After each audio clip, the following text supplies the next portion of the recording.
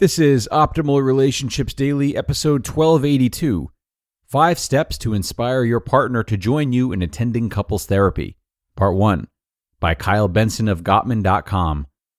Hello, everybody. My name is Greg Audino. I am your host and narrator here on ORD, where each day of the week I help you improve upon your relationships through either a narrated article like we will do today, or by answering your personal questions like we do on Saturdays. If you have a question you'd like help with, please send it in via email to advice@oldpodcast.com. But otherwise, focus your efforts on enjoying this post, which is a longer one from Kyle Benson of the Gottman Institute. I'm going to share part 1 today and then finish it up in tomorrow's episode. So listen close. We're going to start it off now and optimize your life. 5 Steps to Inspire Your Partner to Join You in Attending Couples Therapy, Part 1, by Kyle Benson of Gottman.com. Relationship challenges are inevitable. When both partners are willing to face the challenges hand in hand and work together to find win-win solutions, most problems can be managed. But sometimes couples lack the skills and tools to work through even solvable problems in their relationship.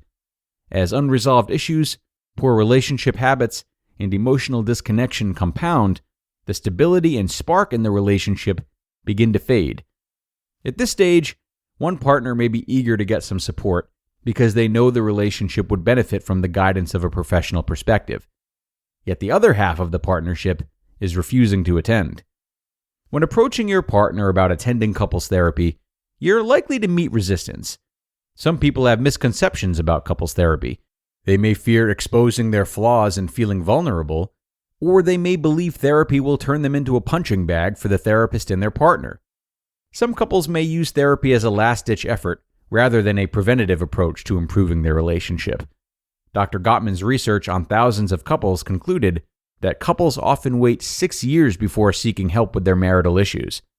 Sometimes the therapist is contacted after one party is already emotionally separated from the relationship. And that makes for an extreme challenge. It's really difficult to get someone to commit to something if both feet are already out the door. Indeed, a lack of commitment from one or both partners can be a reason why therapy fails. However, for the couples who are willing to commit and work through issues, there is hope. Dr. Gottman says, even a marriage that is about to hit rock bottom can be revived with the right intervention. The goal of this article is to offer you a strategy to open your partner up to the possibility of joining you of their own free will in attending couples therapy. You'll also learn some couples therapy skills that may improve your relationship right away. Step 1. Connect emotionally.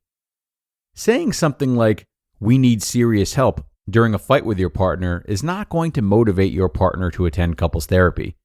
Becoming angry and manipulating them into going will lead to resentment and withdrawal, undermining the effectiveness of the therapy.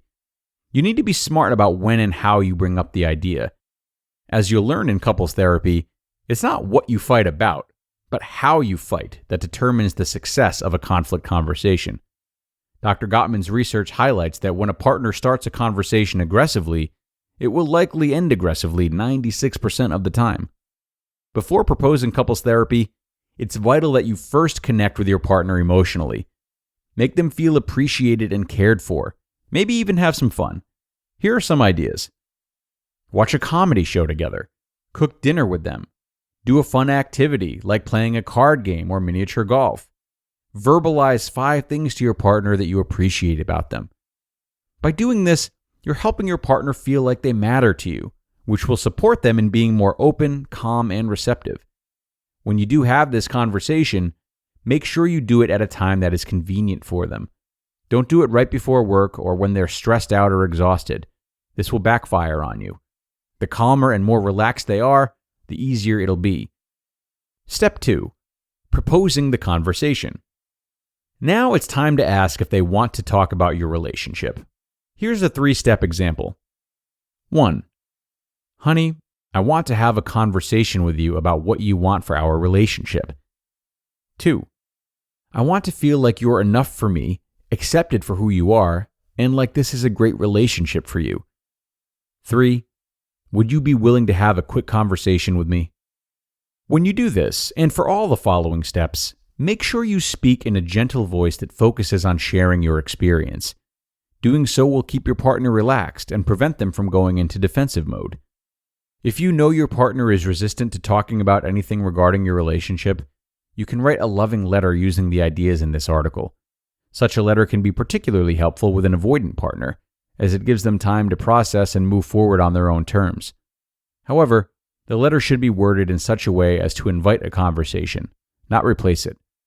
If you are an anxious partner, it's helpful to focus on saying no more than 3 sentences and then pausing when proposing the idea of attending couples therapy together, giving your partner time and space to respond. Anxious lovers enjoy talking everything out, but when left to their own devices, they tend to repeat themselves, sometimes for 10 to 15 minutes, before giving their partner a chance to say anything. Doing so sabotages your chance of getting your partner to want to listen to you, because they'll feel overwhelmed and like they're not a part of what feels like a unilateral conversation.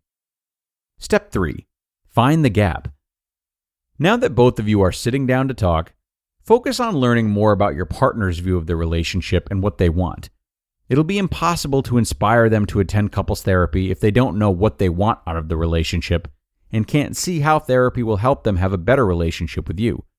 This can be initiated with the question, "Sweetheart, I'm curious. If our relationship was good, what would our relationship feel like for you? What might we do more of or less of? How might we do things differently?" Your partner might say, "I want you to stop causing all these fights. You always have an issue." If your partner starts blaming you, realize this is an expression of their pain and seek to find what Dr. Gottman calls the hidden need. Focus on listening non-defensively by reflecting and empathizing with your partner's underlying feelings, and ask open-ended questions to get a deeper understanding of what your partner is saying. Respond to any accusations with a tone of gentleness and curiosity. "I hear you saying you're burnt out from us fighting all the time. Me too. If we were to resolve our problems and stop fighting all the time, how do you think that would change our relationship?" Once you have an understanding of what your partner wants in the relationship, begin searching for what's holding your relationship back from being that way right now. "I totally understand how difficult all this fighting is for you. I'm curious, what do you think is stopping our relationship from having fewer fights, resolving our issues, and enjoying each other more?" Truly listen non-defensively about what they believe is in the way. It may be different from your own conclusions. That's normal. If you feel like you're not understanding the blocks your partner is expressing, then focus on reflecting what your partner is saying, empathizing, and asking more open-ended questions. To be continued. You just listened to part 1 of the post titled, 5 Steps to Inspire Your Partner to Join You in Attending Couples Therapy by Kyle Benson of Gottman.com. And everyone, vitamins and supplements are not one size fits all, which is why our sponsor Care Of provides tailored guidance that evolves with you as your needs change. Stay on track with your health goals thanks to Care Of's daily packets that make taking your vitamins easy to stick to every day. Each month, they ship your personalized vitamin packs right to your doorstep in small, plant-based, compostable film packaging. Just take a short, in-depth quiz about your health goals and lifestyle and get personally tailored recommendations based on your answers. You can stick with what Care Of recommends or change up your pack at any time by retaking the quiz as your health needs change. And I found that the quiz did a great job of asking about a whole range of health goals, be it muscle building, focus, energy, hair, circulation, and way more. So it was cool to learn about and be sent different vitamins that I had no idea could help me in such a wide variety of ways. And I recommend you do the same, everyone. For 50% off your first Care Of order, go to takecareof.com and enter code ORD50. For 50% off your first Care Of order, go to takecareof.com and enter code ORD50. And this one is sure off to a great start. Many thanks to Kyle for the tips he's already offered.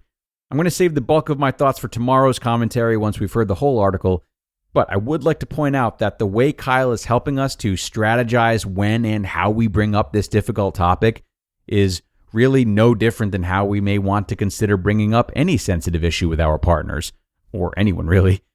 It's important to remain cognizant of not only how you want to express yourself, but also how the other person is most likely to receive your message. Consider their needs, or consider how you best respond to difficult requests. Is it when you're being blamed?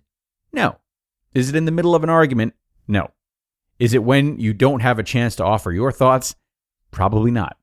So, for as much relief as there can be when we finally say something that's weighing heavy on us, and for as easy as it is to just run on adrenaline when doing so, there is still an important tactical part of making sure that the other half of this conversation, our partners, are also being looked after and feeling as though they are respected rather than cornered. Food for thought, my friends. I'm going to get out of here now, but I do look forward to sharing the rest of this post and seeing you tomorrow for part 2. So be sure to stop in then for the conclusion, where your optimal life awaits.